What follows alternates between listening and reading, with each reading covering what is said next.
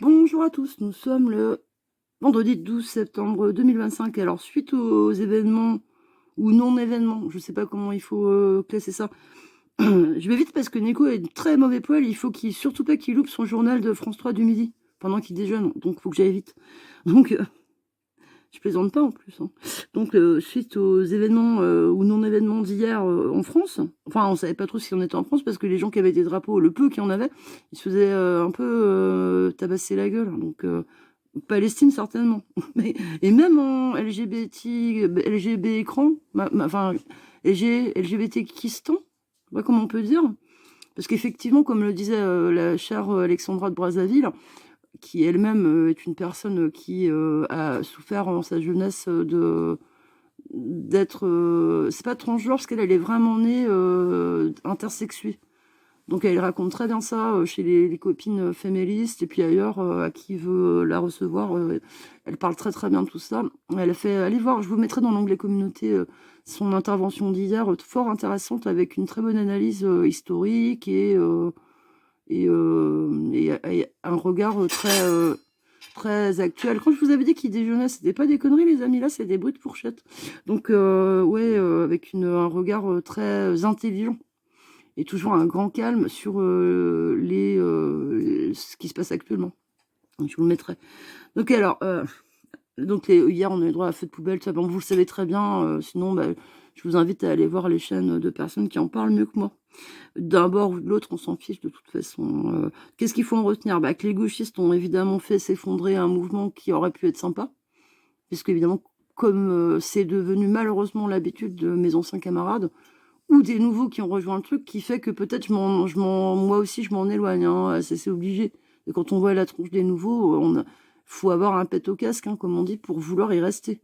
Non, non, on va se mettre au chaud avec d'autres gens plus raisonnables. Donc alors, bref, donc le but du jeu, vous le savez tous, c'était de ne pas consommer. Après, comme le dit Alain, un copain breton, sur sa chaîne à lui, euh, pas consommer une journée, vous vous doutez bien que c'est mignon, c'est gentil, mais ça ne sert absolument à rien. Donc non seulement ils sont allés dans la rue, c'est débile, avec des drapeaux palestos ou LGBT, faudra m'expliquer les gars, hein. Voilà. Et en plus, la consommation, ils n'ont pas compris du tout. Là. On est vraiment, vous savez, c'est vraiment... c'est difficile avec cela, ça devient très difficile. D'ailleurs, le plus rigolo, c'est que ce matin, on avait des politologues en herbe, bah aussi des gauchistes en herbe, parce qu'avant, ils étaient plutôt mouvance, vous savez, c'était les doudounes bleues, ceux qui allaient dans les Alpes avec les 4x4 que les parents leur payaient, et leur fameuse doudoune bleue jetée de l'immigré qui venait se cailler les meules en plein hiver à passer par les Alpes, hein. On n'est pas sur Hannibal avec ses éléphants, là, c'est des pauvres gars, quoi. On est d'accord, même s'ils ont rien à foutre là, ça reste quand même des pauvres gars, et donc ils allaient emmerder ces gars-là plutôt que de laisser la police faire son boulot. Donc, et ben maintenant, ils sont gauchistes. Si, si, c'est possible. Donc alors, nos politologues en herbe nous expliquaient royalement ce matin que ça allait péter, hein, ça allait péter, parce que y a qu'à voir au Népal comment ça se passe, hein. Ah bah ouais, ils jettent des mecs dans l'eau, Premier ministre et tout. Enfin, il a même pas, la personne n'a pas dit ça, puisqu'il sait pas qui a été jeté dans l'eau. Enfin bon, enfin, il sait pas, il sait rien en fait.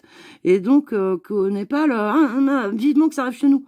Alors, pour rappel et mémoire, le Népal est une dictature communiste.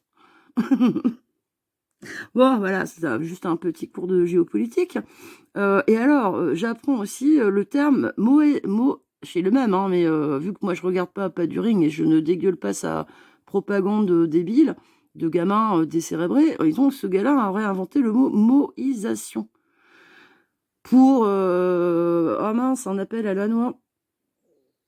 Voilà, c'était un appel, vous savez, vous devez les recevoir, la journée tous les jours, jusqu'à 10 par jour en ce moment, les appels de vendeurs de cuisine, de tout ça. Donc, la moïsation en politique. Donc, ce gars-là dont je vous parle et que je ne citerai pas, nous reprend les mots sans jamais nommer, parce qu'il ne fait que ça, il digère même pas les infos, il les redégueule face à un public de plus en plus éparse, hein, ça devient très éparse là, hein. Bon, une chaîne à 3000 et quelques abonnés, mais quand il tape les 120 vues, c'est déjà bien, hein. Donc c'est dur la vie, hein. Donc alors la moïsation qui vient de pas du ring, sombre petite crotte de mouche, hein, c'est par rapport, c'est Cécile B2000, il a fait du mal, je vous ai mis le film. Ça fait du mal, et sur les pyramides, et sur Moïse, et sur tout ce que vous voulez. Donc ils ont ça comme image, vous savez, Moïse qui ouvre la mer en deux. Donc d'un côté, à gauche, il y a les gentils, les bienveillants. Les bienveillants. Parce qu'avant, il aimait pas les bienveillants. Maintenant, il aime bien être du côté des gentils bisounours, comme il disait de moi avant, de nous. Et à droite, on a les très très vilains fâcheurs, c'est fâcheur. Voilà. Juste parce qu'on se pose des questions. Et puis, bah, moi, j'ai quitté le navire. Je suis désolée, les rats quittent le navire en premier. Donc voilà. Alors, ils prennent Moïse. Mais qu'est-ce que je les aime. Parce que là, pour des mecs, la plupart du temps, qui sont antisémites, parce que bah il y a la Palestine, pour qui on est d'accord, c'est très triste. Donc globalement, l'Israël, c'est des vraiment salopards méchants. Donc ils prennent Moïse, qui à la base est quand même très juif.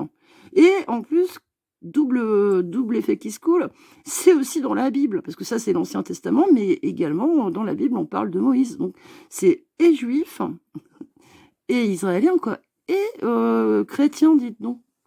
Puis alors tous les chrétiens, hein, on prend tout, nous, hein, orthodoxes, cathos, tout ce que... Bah, les mormons, c'est pas des... Non, nous, on n'est pas potes avec. Et alors, deuxième exemple, mais cette fois-ci cité, alors il faut entendre le gars citer, hein, parce que c'est une citation d'apocryphe. C'est apocryphe. C'est un gars qui vivait, je crois bien, au 5e siècle avant Jésus-Christ.